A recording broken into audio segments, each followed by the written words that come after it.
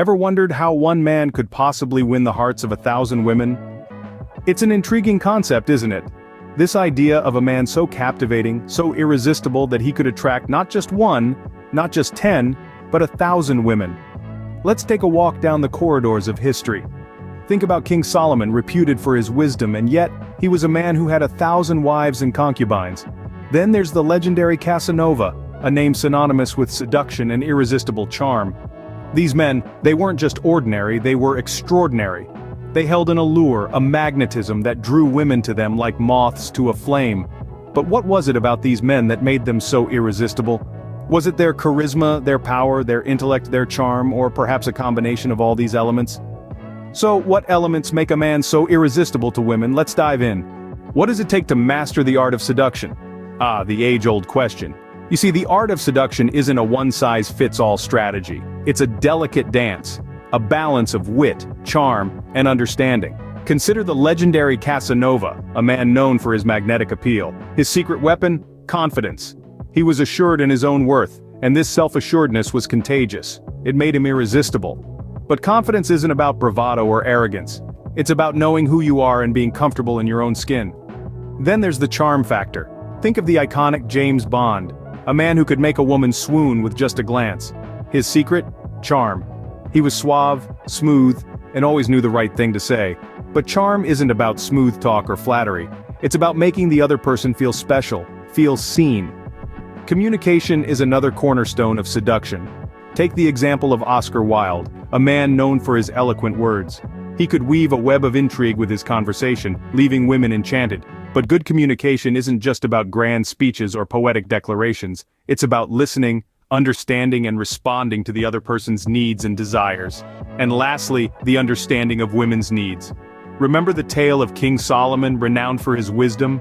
He understood women's needs and desires, their hopes and fears. He didn't just seduce with his looks or words, but with his understanding and empathy. But here's the catch. All these traits, confidence, charm, communication, understanding, they need to be genuine. You can't fake them. You can't trick someone into being attracted to you. Women are intuitive, they can sense insincerity a mile away. So, be genuine, be honest in your approach. Seduction is an art form, and like any art, it requires practice, finesse, and a deep understanding of the subject. So keep learning, keep evolving, and remember, the art of seduction is not about conquering, but about connecting. What characteristics define a superior man? This question is as old as humanity itself. And while the specifics may change with the times, the core values that define a superior man remain consistent. Let's start with strength. But not just physical strength, though that's certainly part of it. We're talking about emotional strength.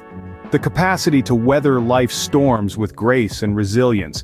It's the kind of strength we see in figures like Winston Churchill, who led Britain through the darkest days of World War II with unwavering resolve.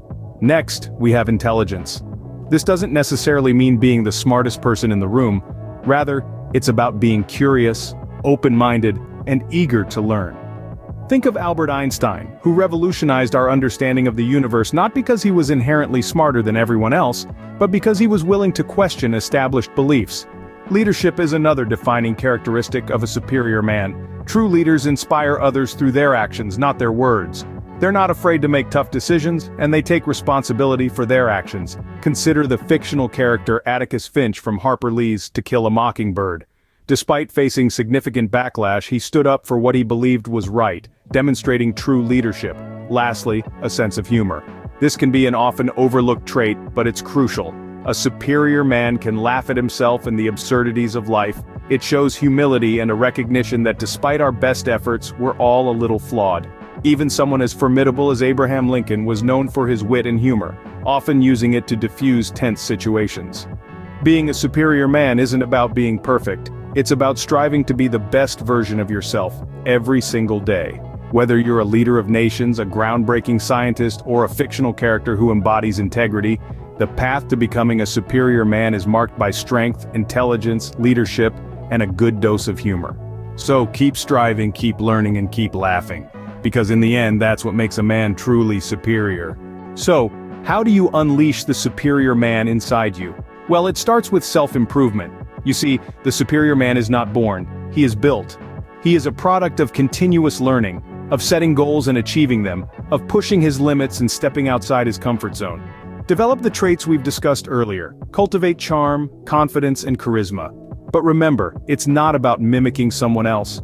It's about embracing your uniqueness, your individuality. It's about becoming the best version of yourself. Set goals that challenge you and strive to meet them. Learn something new every day. Expand your horizons. Remember, the more you know, the more attractive you become. And above all, be patient. Change takes time, don't rush it, embrace the journey. The path to becoming a superior man is not a sprint, it's a marathon.